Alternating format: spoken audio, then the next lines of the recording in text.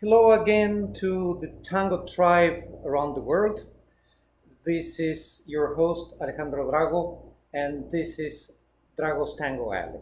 As I promised, I will record now a second video regarding Piazzolla's second etude for solo flute or violin. And in this second video, I will briefly touch upon a number of um, performance challenges. And rather than telling you to play this or that way, I would rather show you a number of possibilities, a number of tools that you can use, and then some sources that I consider that represent legitimately Piazzolla's ideas and Piazzolla's conceptual world, or reflect that world appropriately, or are simply good tango references in general. And then you, my dear listener and probably performer, will make up your own mind, in part depending also on what instrument you play.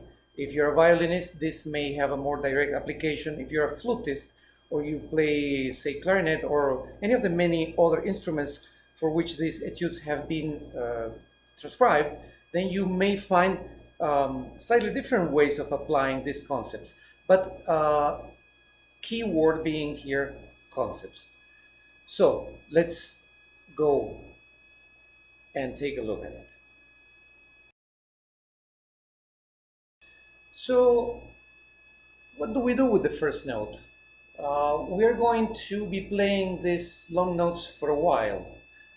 You can see in the first video that they are at the core of this section A of the etude. So, well, of course, from a general point of view, I would say that you should seek some sort of development in that note, meaning that it not be just a flat square piece of sound. So you may consider starting softer and doing some sort of crescendo, crescendo diminuendo, only diminuendo. It will depend as the phrase develops. So say you could begin.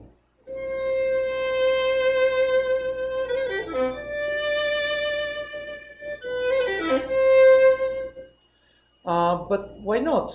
You may as well go the other way around.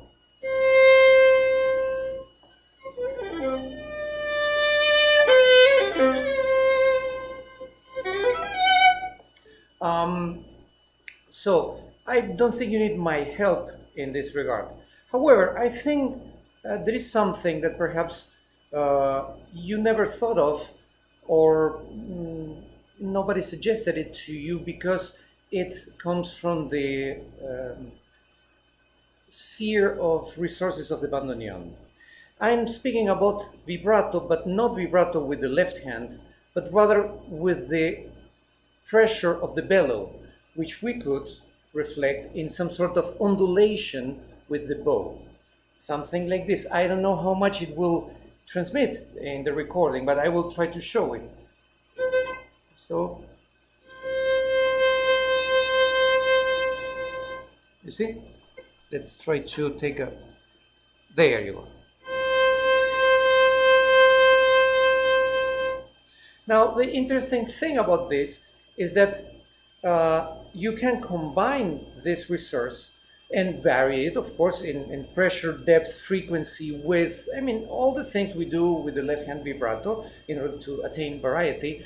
But you can combine it with the left hand vibrato. In fact, you can as well think of transitions between bow vibrato and left hand vibrato, as well as left hand vibrato and bow vibrato. Let me illustrate that for you. I will use the third finger here because it makes that transition a little bit more evident. It is more subtle with the fourth finger, but I do begin the etude with the fourth finger.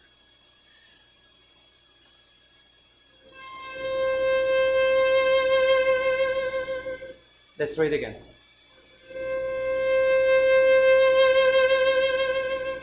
Or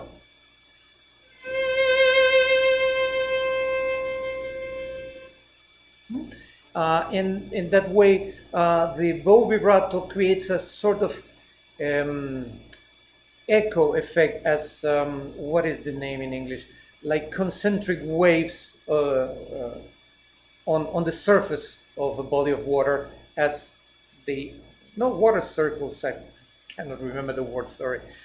As they fade away, right? So with these ideas, dynamic pressure, direction, development of the long notes, and as a supporting resource, the combination of bow and left-hand vibrato with its many degrees and varieties, you have a whole palette to paint all these long notes, right? I will try to illustrate, I don't know, first 4 bars. Again, I'm in no way suggesting that this is the way of playing this. This is just a way of playing this that I hope will illustrate the elements, the concepts behind it.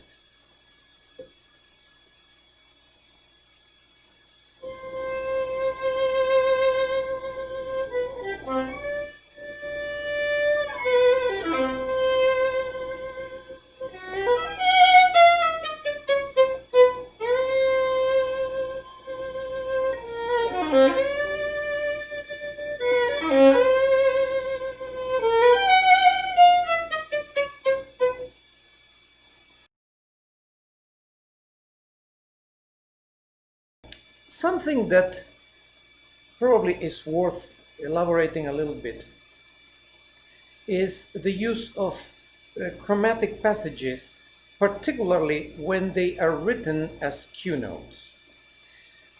Now, if I were to look idiomatically at those passages in this collection of etudes, and they are found in other etudes, particularly in number 4, we'll get to that, it is very clear to me that if they were to be played on the violin, this should be just glissandi.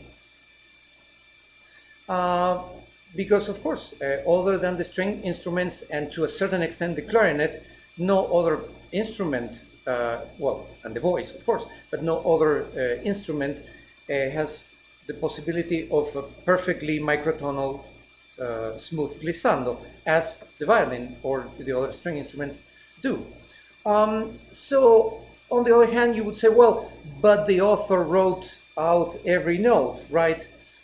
Well, I have an opinion about that, and my opinion is that we should not play what the author wrote. We should play what the author intended to sound. And in those cases where we have good basis, good grounds to assume that the author wanted a certain effect, even if it's not explicitly annotated, then we should take responsibility as performers, as interpreters, and go ahead with it. Then again, this is my opinion. Now, I believe there is a middle ground here, at least as far as this etude is concerned, because there are really no chromatic sequences that are identical to a glissando here, unlike in etude number 4, which, as I said, we'll get to at a later time. What I'm saying here is that there are certain passages that can be played with dragging of fingers, playing chromatically, but with elements of glissando. For example, bar 5, right? Huh?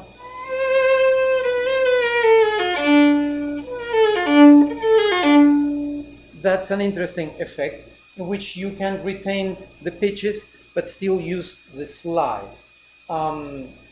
I would say that that sort of lazy or dragged chromatic fingering would be very effective at the coda, right?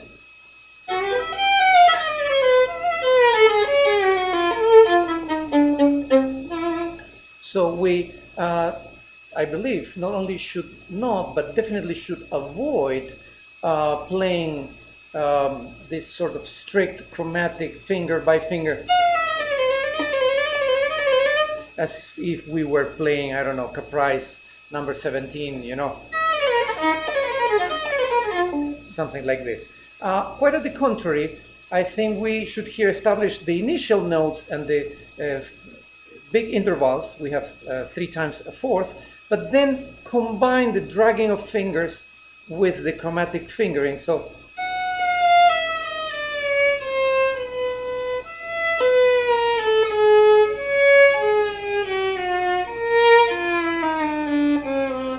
I'm exaggerating a little bit, of course, here, but you see my point. This is another interesting effect that is worth applying to the many chromatic sequences that are written as Q notes, and I emphasize as Q notes.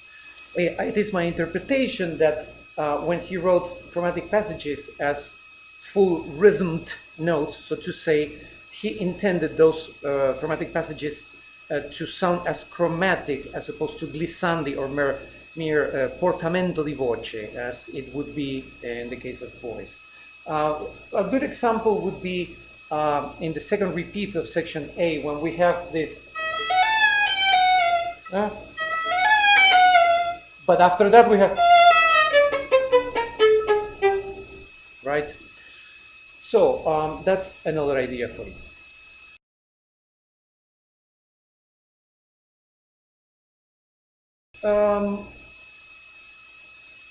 The performance of the central section, in my opinion, entails a certain familiarity with standard tango rhythmic patterns, the so-called fraseo, which literally translates as phrasing, but entails a very precise rhythmic pattern applied to sequences of notes of equal duration. So say we're playing,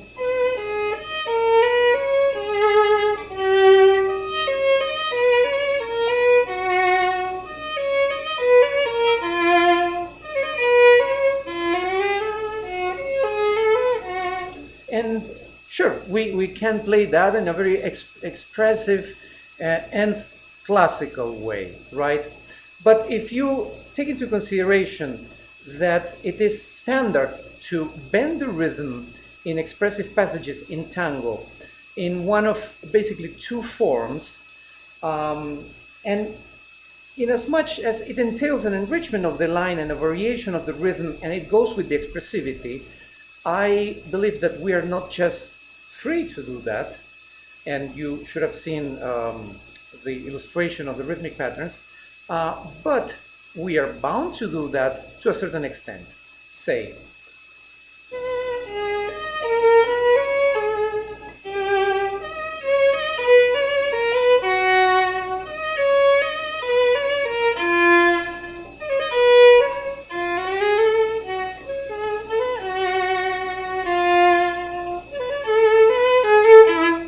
well, now I'm applying it to every step. There are good reasons not to apply it to certain patterns. For example, when clearly there is a progression, for example, in broken thirds, right?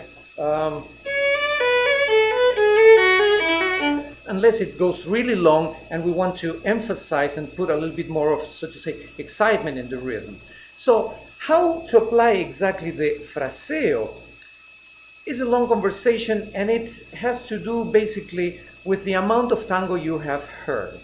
And I will take the opportunity here to say something that I mentioned in my introductory video, which is that many Piazzolla enthusiasts, in my opinion, as a tango practitioner and a music teacher, somehow neglect exploring tango in general, tango as a wider phenomenon.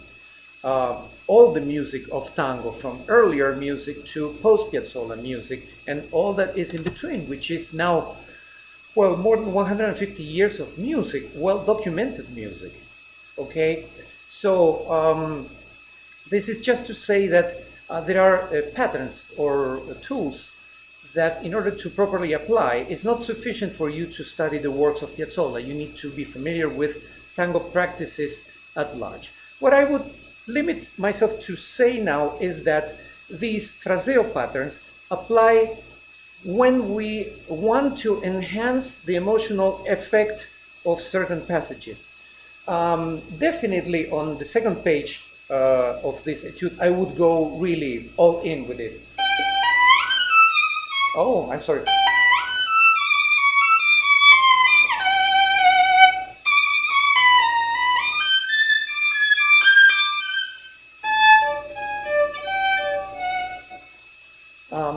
And also at the beginning of the Tristemont, which we can easily relate to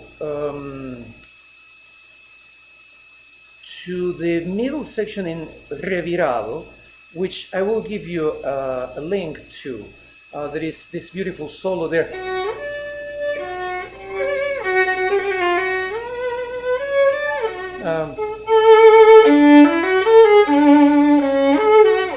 Etc. This has a little bit of that sad thing, so.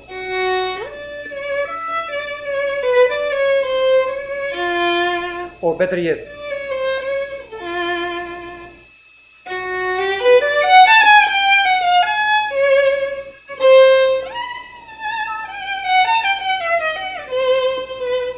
Okay, so we can use this to embed with a certain additional dramatism all this music.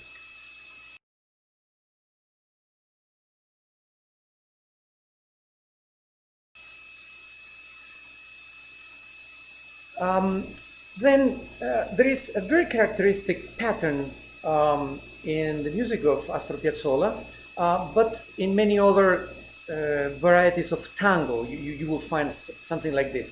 When you have a slurred passage, usually of an overall descending direction, and then you come out of that slur and you start playing separate notes. So the effect is a little bit like throwing a stone on a lake and getting it to tip on the surface of the lake. Well, in the second bar, you have the first example of it. Right? So here you have a lot of possibilities, but you need to get the emotion, right? So you get the movement, the motion through the slur, you launch it in expressive terms, right? And then it has this sort of tipping landing until it lands. So that would be like a figurative description of the artistic effect of this. Now we need to find a way to do it with the bow. And we need to know how to live that legato, right? Still brushing the string. Let me show the hand. Yeah, there. And lead it into the next note. Sometimes there is a little bit of added excitement to it, as say right before the first repeat, right?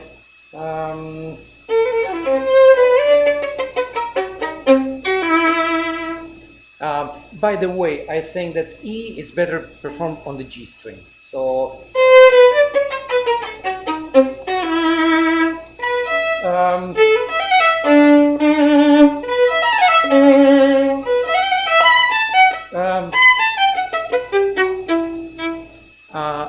that's another example, right? I thought it was important to indicate that resource as another thing to explore here, okay?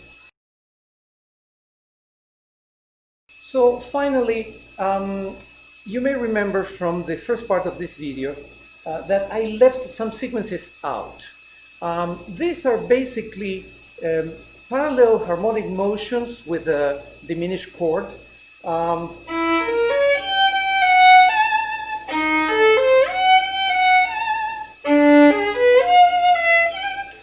Please note that the exposition and the re-exposition have different slurs.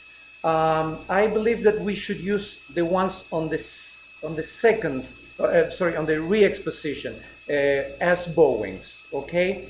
But as I said,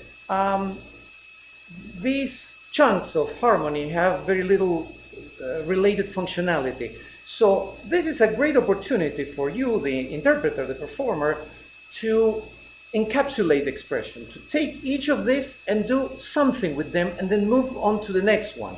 I will try to offer you a possibility, an exaggerated one if you wish, not necessarily the way I play this always, but so that you get the idea.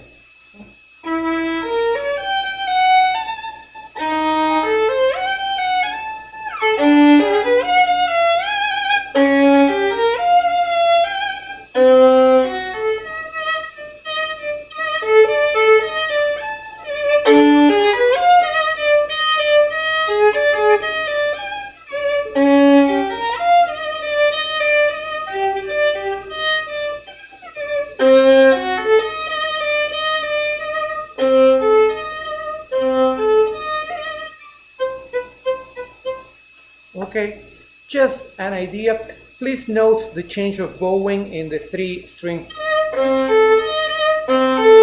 I think that is much more appropriate for the violin, okay?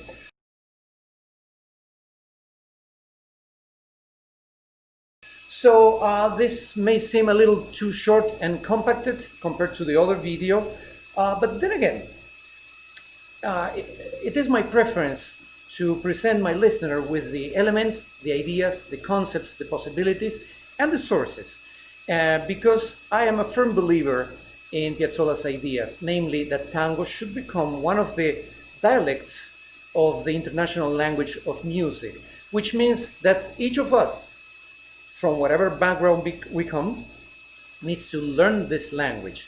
So, and while learning a language sometimes is a matter of repeating, it's mostly a matter of understanding the components of it and using it to communicate, which I sincerely hope you will do if you're a performer.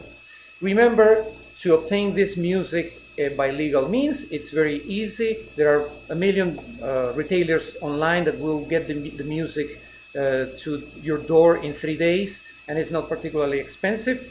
And stay tuned for the fuller version of these videos and more detailed analysis of performance practices and stylistic challenges in the full Eurindia Tango Academy series to come soon through Eurindia Edizione Publisher. You have all a fantastic day.